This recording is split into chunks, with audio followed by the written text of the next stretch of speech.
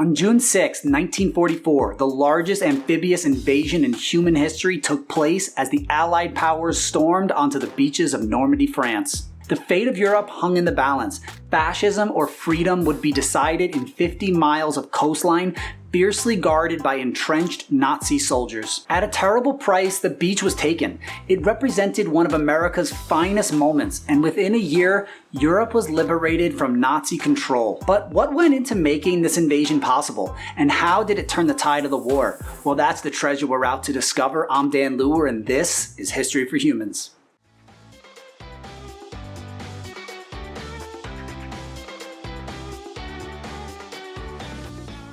So our exploration question for today's story lecture that should guide your thinking is, what went into planning the D-Day invasion, and how did it lead to the defeat of Nazi Germany? So keep that frame to organize your learning, but first, we got some history to shovel. Dig it? In the pre-dawn dark, German sentinels on Omaha Beach peered out over the horizon. Before their eyes, the largest armada ever assembled came into view. Thousands upon thousands of Allied ships, miles across, loaded with men making their way to shore. Despite the frightening numbers, the Nazi soldiers were cased behind thick concrete, lodged into the cliffside, overlooking a wide open beach that Americans needed to cross.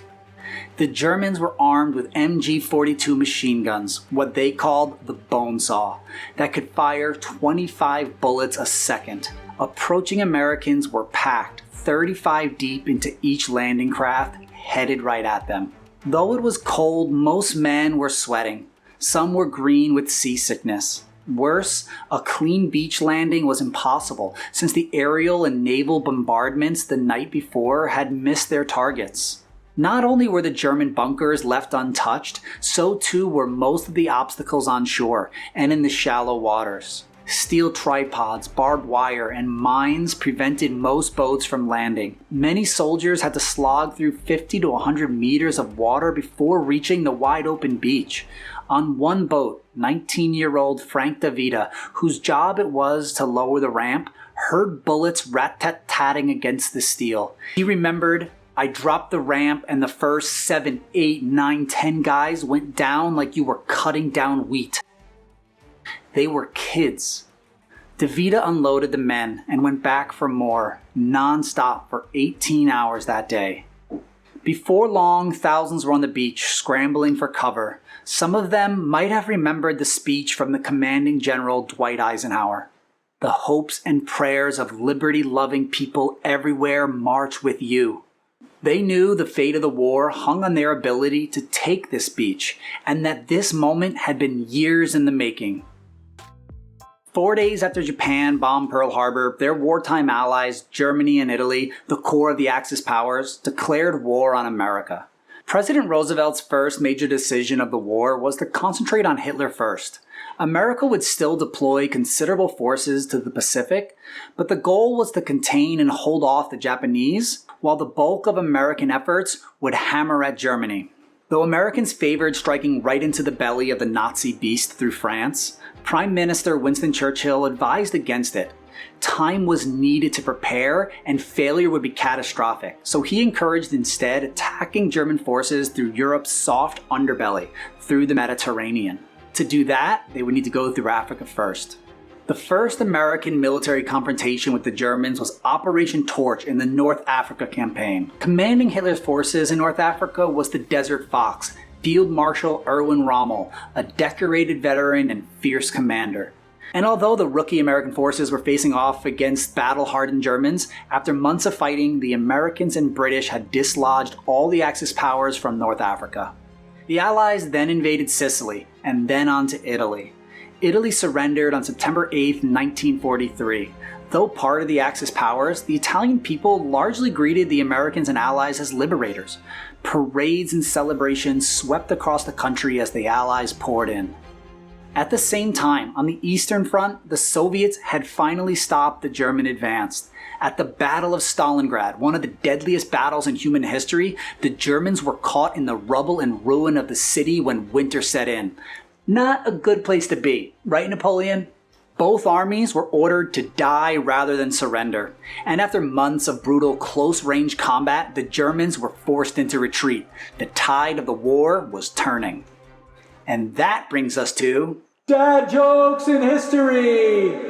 Why did the German Blitzkrieg fail so quickly in the Soviet Union? Because they rushed in.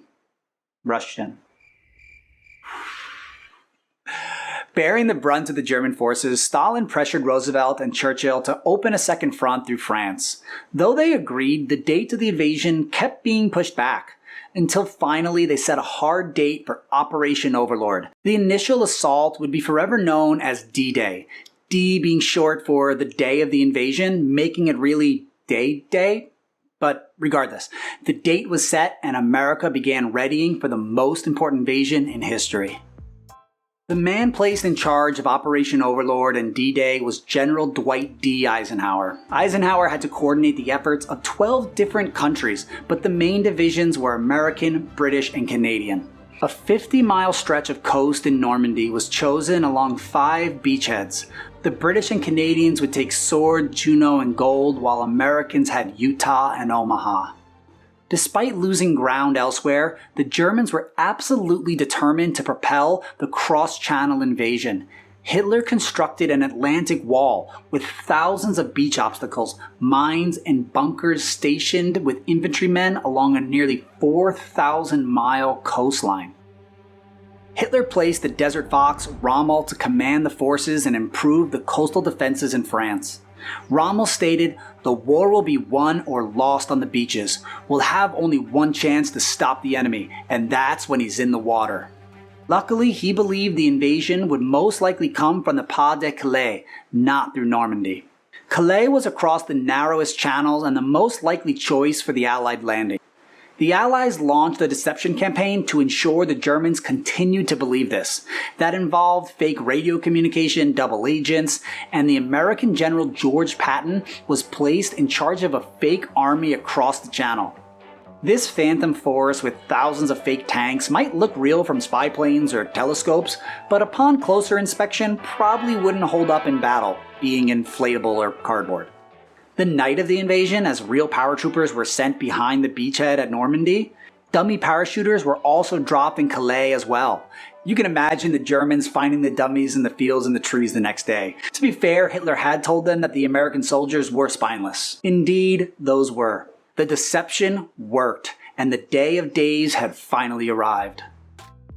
Despite troubling weather, Eisenhower gave the go-ahead on June 6, 1944. He relayed this message to his men the night before the invasion. "You are about to embark upon the great crusade, towards which we have striven these many months. The eyes of the world are upon you. The hope and prayers of liberty-loving people everywhere march with you. You will bring about the destruction of the German war machine, the elimination of Nazi tyranny over the oppressed peoples of Europe, and security for ourselves in a free world. Your task will not be an easy one. Your enemy is well-trained, well-equipped, and battle-hardened. He will fight savagely. But this is the year 1944. Our home fronts have given us an overwhelming superiority in weapons and munitions of war, and placed at our disposal great reserves of trained fighting men. The tide has turned. The free men of the world are marching together to victory." Shortly after midnight on June 6th, hundreds of planes set off to bomb beach and inland targets, while French resistance fighters across Normandy destroyed critical infrastructure to delay reinforcements. At 1:30 in the morning, in the cover of darkness, the famed 101st Airborne and 82nd Divisions were dropped behind enemy lines to capture and destroy bridges, roads, and rail lines. At 6:30 a.m., the landing vessels reached the beachheads. Though there was still fierce fighting, the beaches of Juno, Sword, Gold, and Utah faced much less resistance than expected. But at Omaha, where obstacles and bunkers were left largely untouched, the advantage rested with the Germans. Omaha Beach became a vast killing field. It took all morning for just a few hundred soldiers to cross the beach and reach the safety of higher ground. They still had to get up and over to flank the Germans, who were still hailing bullets upon wave after wave of Americans landing on shore. By midday, though, they had surmounted the cliffs and had taken Omaha Beach. It still took a week to fully secure and link all the beaches, but the battle had been won.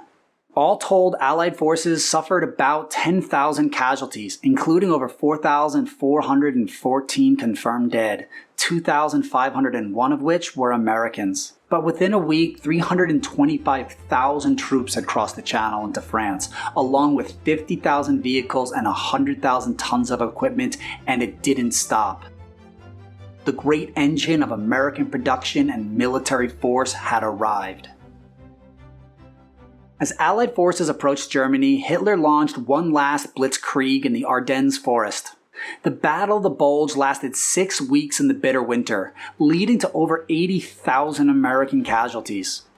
However, the battered and blitzed Americans and Allies held and the Germans broke. All the while, the Soviets were pushing in from the east. It was now a race to Berlin. As the Allied forces moved into Germany, evidence of the Nazi horrors of the Holocaust came to light.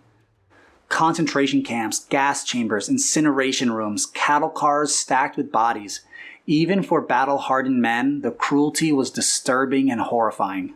Unfortunately, Hitler would not live to face his crimes, as he committed suicide in a bunker a week before the unconditional surrender of Germany. VE Day, or Victory in Europe Day, was celebrated on May 8, 1945. The long and brutal war in Europe was over. Americans, British, Canadians, and freedom-loving people the world over celebrated, even though the war still raged in the Pacific, which we'll be covering in our next episode. D-Day was not only the most important battle of the war, but also one of the most important turning points of the 20th century.